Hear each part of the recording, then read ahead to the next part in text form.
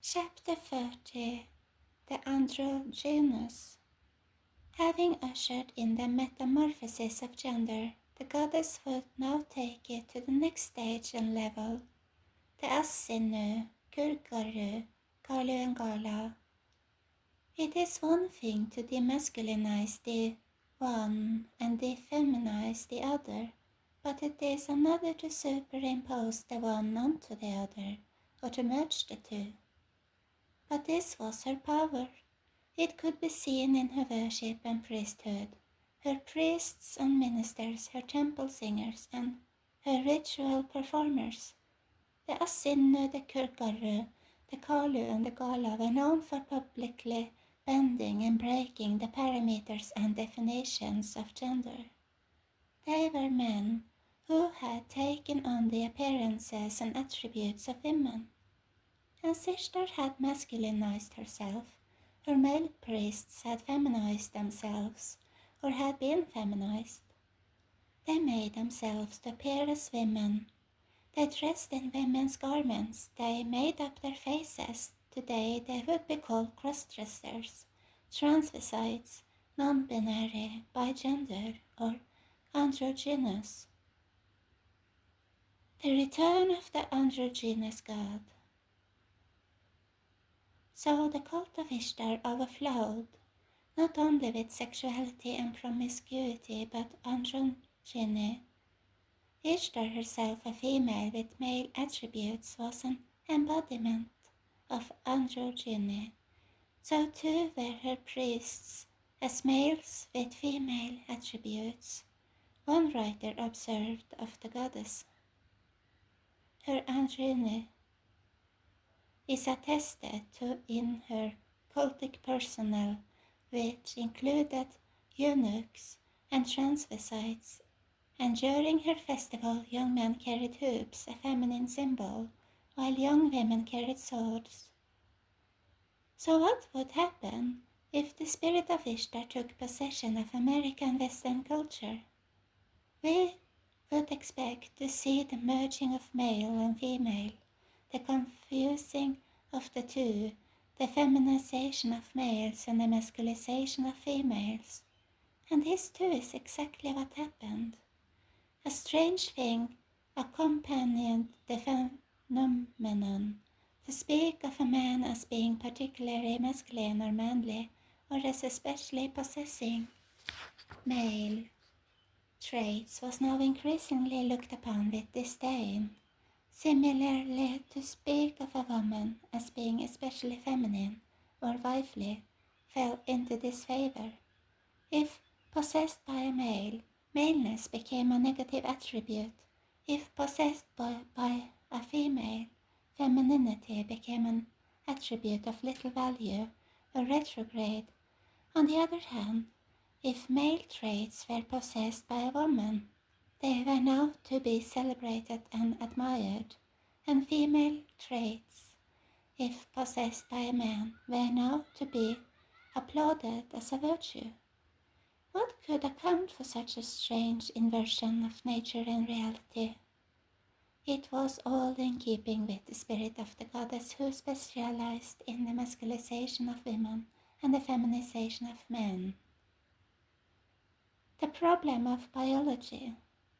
Female icons of popular music and youth culture, unlike those of earlier generations, now reveled in appearing wild, unruly, shocking, vulgar, and aggressive.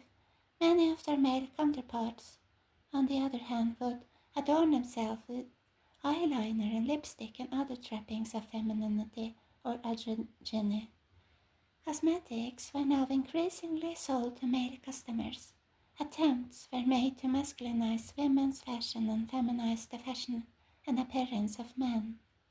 This was precisely what the goddess would do, as attested by an ancient hymn sung in her praise. She adorns a man as a woman. She adorns a woman as a man. A concept that had never before existed in human history was invented to coincide with the metamorphosis. It was called gender identity. By this it was now possible to divorce oneself from one's biological being. Everyone was now told that they possessed a gender or sexual identity that could very well be the opposite of what they were born as, contrary to their biological gender. All were now encouraged to consider whether they were in fact authentically other than what they were. Men were considered whether they were in fact women, and women whether they were in reality men. Kingdom of Magic. The young were especially vulnerable, as it was their elders and teachers telling them that this was in fact the truth. The seeds were planted for boys to wonder if they were actually girls, and girls if they were boys.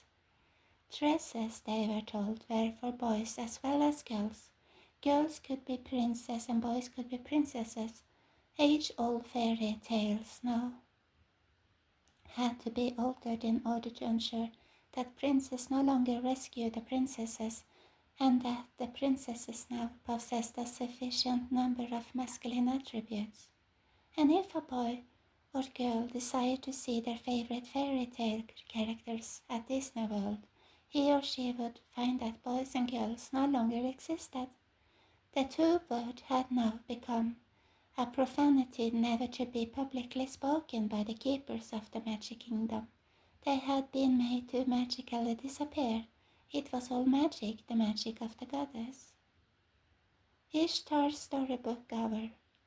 And if little children were not already sufficiently confused as to their sexual identities, they could now be brought to the public library, where a man wearing lipstick, false eyelashes, mascara, high heels, a wig, and a dress formed to simulate a woman's anatomy would read to them their favorite children's storybooks. They had once ministered as priests in the temples of Ishtar. Now they minister to children in public libraries. In an ancient Hittite prayer, Ishtar is described as possessing the power to make young women dress as men on their right side, to make young men dress as women on their left side. So the spirit of Ishtar now again made young women dress as men, and young men dress as women, and both dress as both, and as neither. A strange spirit was now leading the culture in which adults now seemed to take great delight in encouraging children to take on the dress and attributes of the opposite gender. Return of the Gala priest. After ages of absence from the mainstream of Western civilization, transvestites, or as they were now often called drag queens, began emerging from the shadows and onto the center stage of mainstream culture. In the days of the goddess, they had basked in the limelight of ancient pagan temples as her gala priests. She had returned, so it was inevitable that they would return as well. As in their ancient glory days, they were now again celebrated and enshrined in the limelight of mainstream culture. They had returned with the goddess to again officiate, minister, and preside as high priests of modern culture. And still the goddess was not finished. There was another step, another realm to be entered, and another transformation to be set in motion. This one would most converge of a specific site, at a specific time, a specific event. It would be there, in the streets of New York City, that the goddess would take her stand, and from there that she would cast a new spell and set in motion a new metamorphosis that would change American culture and that of the world.